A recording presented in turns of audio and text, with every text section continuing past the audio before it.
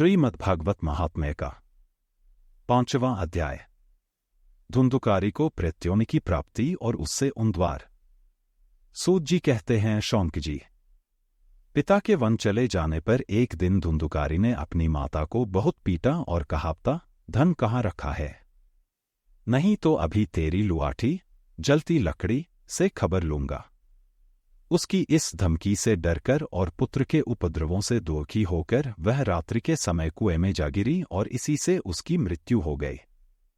योगनिष्ठ गोकर्ण जी तीर्थ यात्रा के लिए निकल गए। उन्हें इन घटनाओं से कोई सुख या दुख नहीं होता था, क्योंकि उनका न कोई मित्र था न शत्रु। धुंधुकारी 5 वेश्याओं के साथ घर में रहने लगा। उनके लिए भोग सामग्री जुटाने की चिंता ने उसकी बुद्धि नष्ट कर दी और वह नाना प्रकार के अत्यंत क्रूर कर्म करने लगा। एक दिन उन कुलटाओं ने उससे बहुत से गहने मांगे। वह तो काम से अंधा हो रहा था, मौत की उसे कभी याद नहीं आती थी। बस उन्हें जुटाने के लिए वह घर से निकल पड़ा। वह जहां तहां से बहुत सा धन चुराकर घर लौट आया तथा उन्हें कुछ सुंदर वस्त्र और आभूषण लाकर दिए। चोरी का बहुत माल देखकर रात्रि के समय स्त्रियों ने विचार किया कि यह नित्य ही चोरी करता है, इसलिए इसे किसी दिन अवश्य राजा पकड़ लेगा। राजा यह सारा धन छीनकर इसे निश्चय ही प्राणदंड देगा। जब एक दिन इसे मरना ही है, तब हम ही धन की रक्षा के लिए गुप्त रूप से इसको क्यों न मार डालें। इसे मारकर हम इसका मालमता लेकर जहां कहीं चली जाएंगी। ऐसा निश्चय कर उन्होंने सोए हुए धुंधुकारी को रस्सियों से कस दिया और उसके गले में फांसी लगाकर उसे मारने का प्रयत्न किया। इससे जब वह जल्दी न मरा तो उन्हें बड़ी चिंता हुई।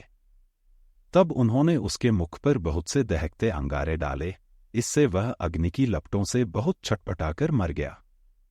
उन्होंने उसके शरीर को एक गड्ढे में डालकर गाड़ दिया। सच है, स्त्रियां प्रायः बड़ी दुस्साहसी होती हैं। उनके इस कृत्य का किसी को भी पता न चला। लोगों के पूछने पर कह देती थीं कि हमारे प्रियतम पैसे के लोभ से अब की बार कहीं दूर चले गए हैं, इसी वर्ष के अंदर लौट आएंगे।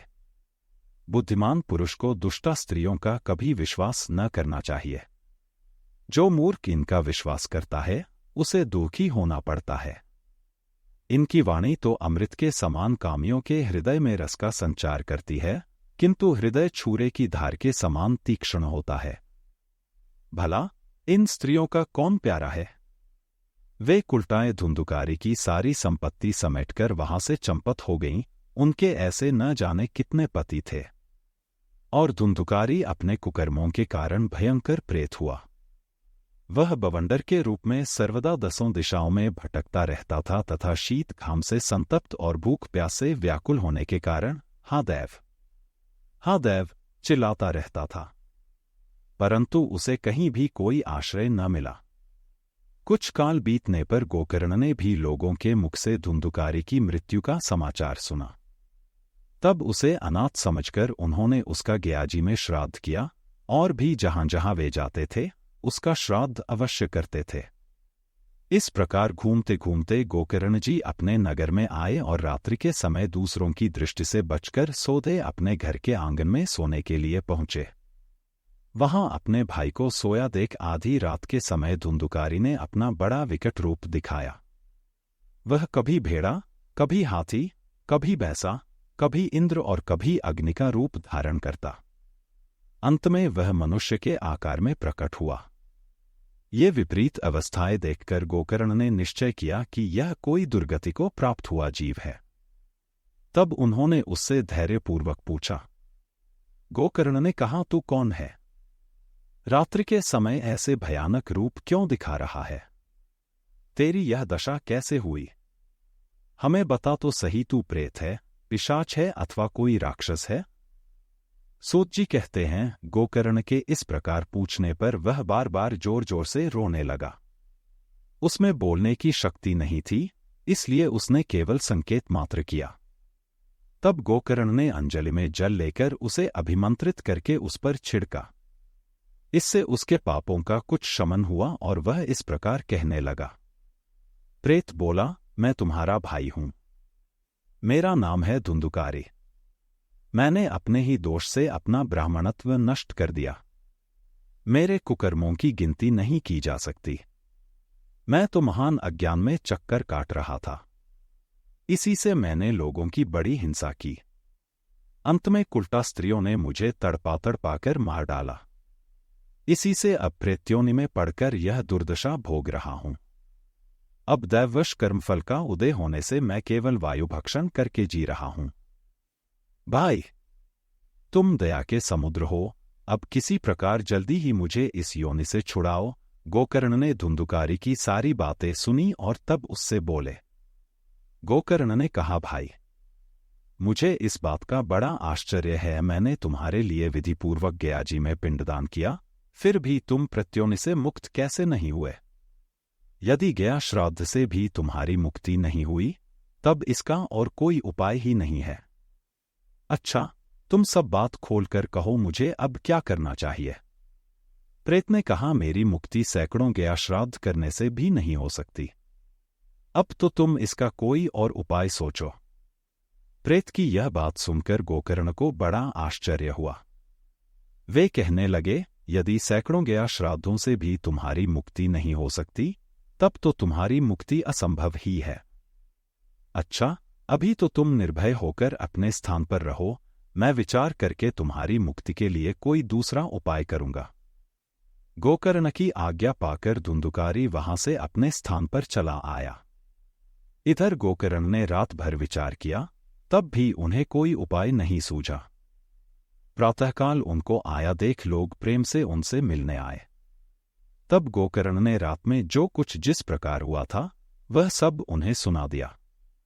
उनमें जो लोग विद्वान, योगनिष्ठ, ज्ञानी और वेदज्ञ थे, उन्होंने भी अनेकों शास्त्रों को उलट पलट कर देखा तो भी उसकी मुक्ति का कोई उपाय न मिला। तब सबने यही निश्चय किया कि इस विषय में सूर्य नारायण जो आज्ञा करें वही करना चाहिए। अतः गोकर्ण ने अपने तपोबल से सूर्य की गति को रोक दिया। उन्होंने स्तुति की, भगवान, आप सारे संसार के साक्षी हैं, मैं आपको नमस्कार करता हूं। आप मुझे कृपा करके धुंधुकारी की मुक्ति का साधन बताइए। गोकर्ण की यह प्रार्थना सुनकर सूर्यदेव ने दूर से ही स्पष्ट शब्दों में कहा, श्रीमद्भागवत से मुक्ति हो सकती है, इसलिए तुम उसका सप्ताह पारायण करो। सूर्य का यह धर्ममय वचन वहां सभी ने सुना। तब सबने यही कहा कि प्रयत्नपूर्वक यही करो, है अभी यह साधन बहुत सरल। अतः गोकर्ण जी भी तदनुसार निश्चय करके कथा सुनाने के लिए तैयार हो गए। देश और गांवों से अनेकों लोग कथा सुनने के लिए आए। बहुत से लंगड़े लूले, अंधे, बूढ़े और मंदबुद्धि पुरुष भी अपने पापों की निवृत्ति के उद्देश्य से वहां आ पहुंचे। इस प्रकार वहां इतनी भीड़ हो गई कि उसे देखकर देवताओं को भी आश्चर्य होता था। जब गोकर्ण जी व्यास गद्दी पर बैठकर कथा कहने लगे, तब वह प्रेत भी वहां आ पहुंचा और इधर उधर बैठने के लिए स्थान ढूंढने लगा। इतने में ही उसकी दृष्टि एक सीधे रखे हुए 7 गांठ के बांस पर पड़ी। उसी के नीचे के छिद्र में घुसकर वह कथा सुनने के लिए बैठ गया। वायुरूप होने के कारण वह बाहर कहीं बैठ नहीं सकता था, इसलिए बांस में घुस गया। गोकर्ण जी ने एक वैष्णव ब्राह्मण को मुख्य श्रोता बनाया और प्रथम स्कंद से ही स्पष्ट स्वर में कथा सुनानी आरंभ कर दी। सायंकाल में जब कथा को विश्राम दिया गया, तब एक बड़ी विचित्र बात हुई।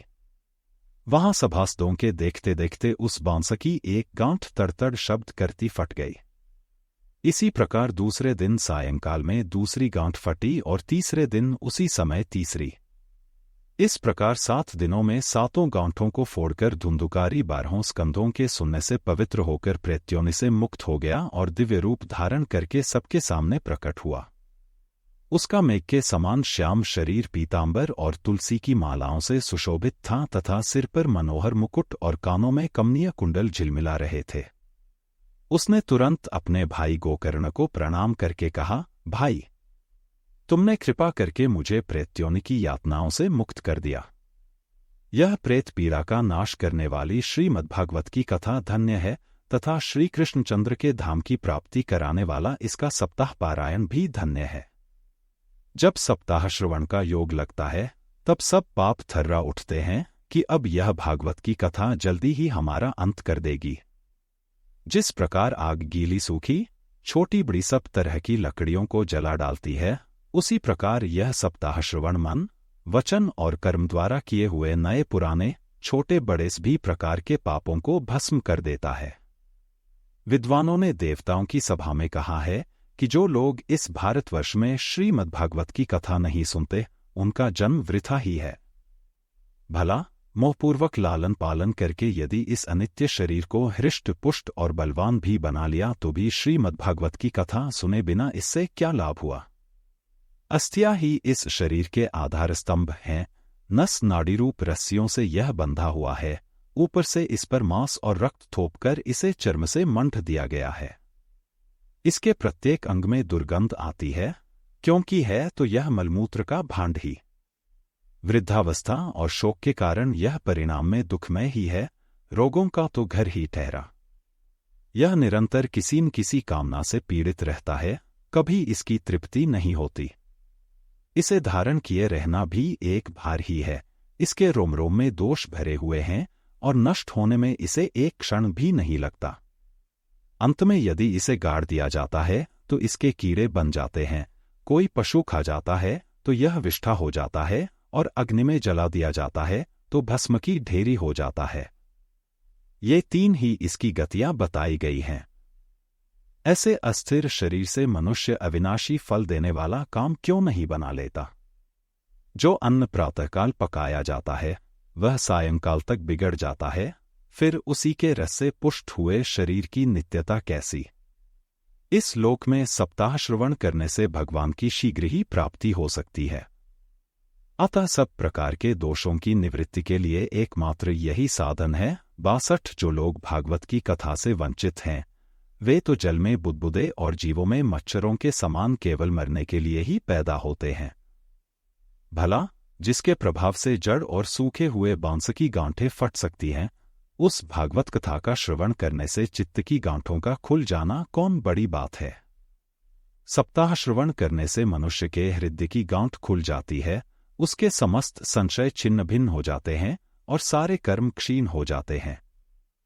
यह भागवत कथारूप तीर्थ संसार के कीचड़ को धोने में बड़ा ही पटु है।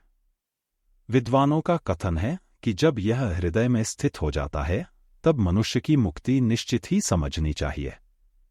जिस समय धुंधुकारी ये सब बातें कह रहा था, जिसके लिए वैकुंठवासी पार्षदों के सहित एक विमान उतरा, उससे सब ओर मंडलाकार प्रकाश फैल रहा था।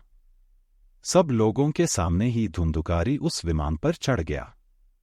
तब उस विमान पर आए हुए पार्षदों को देखकर उनसे गोकर्ण ने यह बात कही।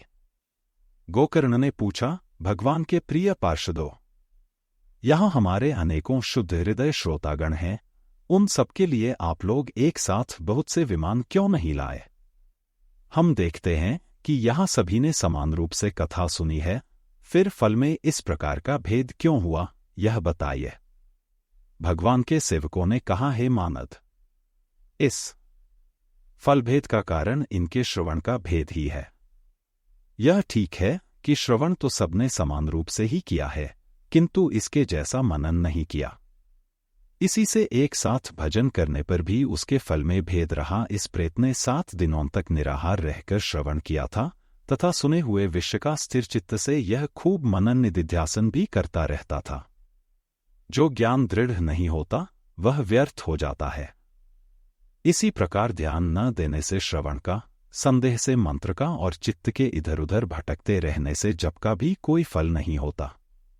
वैष्णवहीन देश, अपात्र को कराया हुआ श्राद्ध का भोजन, अश्रोत्रिय को दिया हुआ दान एवं आचारहीन कुलीन सबका नाश हो जाता है। गुरुवचनों में विश्वास, दीनता का भाव, मन के दोषों पर विजय और कथा में चित्त की एकाग्रता इत्यादि नियमों का यदि पालन किया जाए तो श्रवण का यथार्थ फल मिलता है। यदि ये श्रोता फिर से श्रीमद्भागवत की कथा सुने तो निश्चय ही सबको वैकुंठ की प्राप्ति होगी। और गोकर्ण जी, आपको तो भगवान स्वयं आकर गोलोक धाम में ले जाएंगे। यों कहकर वे सब पार्षद हरिकीर्तन करते वैकुंठ लोक को चले गए। श्रावण मास में गोकर्ण जी ने फिर उसी प्रकार सप्ताह क्रम से कथा कही और उन श्रोताओं ने उसे फिर सुना। नारद जी, इस कथा की समाप्ति पर जो कुछ हुआ वह सुनिए। वहां भक्तों से भरे हुए विमानों के साथ भगवान प्रकट हुए। सब ओर से खूब जय जयकार और नमस्कार की ध्वनियां होने लगीं। भगवान स्वयं हर्षित होकर अपने 5 जन्य शंख की ध्वनि करने लगे और उन्होंने गोकर्ण को हृदय से लगाकर अपने ही समान बना लिया। उन्होंने क्षण भर में ही अन्य सब श्रोताओं को भी मेघ के समान श्याम वर्ण, रेशमी पीतांबरधारी तथा किरीट और कुंडलादि से विभूषित कर दिया। उस गांव में कुत्ते और चांडाल पर्यंत जितने भी जीव थे, वे सभी गोकर्ण जी की कृपा से विमानों पर चढ़ा लिए गए तथा जहां योगीजन जाते हैं, उस भगवद्धाम में वे भेज दिए गए। इस प्रकार भक्तवत्सल भगवान श्री कृष्ण कथा श्रवण से प्रसन्न होकर गोकर्ण जी को साथ ले अपने ग्वाल बालों के प्रिय गोलोक धाम में चले गए।